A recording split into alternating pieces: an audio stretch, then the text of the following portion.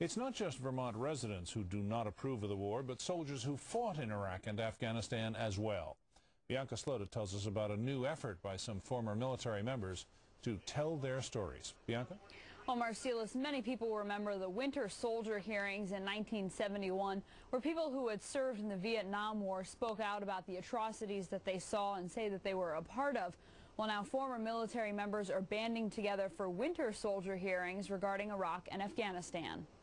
To discuss More than 150 people packed the seats of a ballroom at the University of Vermont's Davis Center to hear the stories of 4 people who served as part of the global war on terror. There was a cache of ceramic bulletproof plates that we took and tied with rope to hang from our shoulders underneath our flak vest that we were issued by the U.S. military.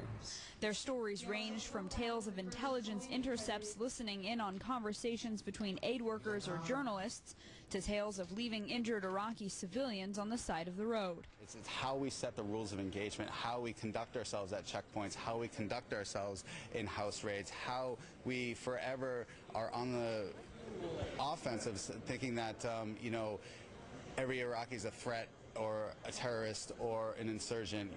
We never hear the term civilian over there.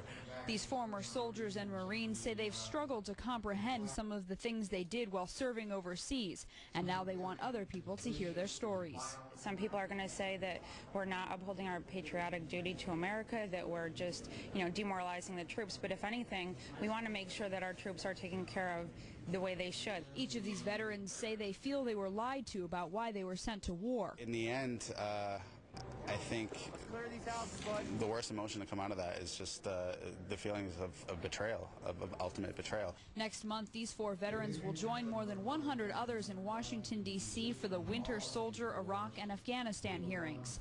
Like their predecessors who came before and helped bring an end to the Vietnam War, these soldiers hope their tales will bring about the immediate end of the Iraq War. And of course, not every veteran shares their feelings. I spoke with one Vermont Army National Guard soldier today who served time in Iraq.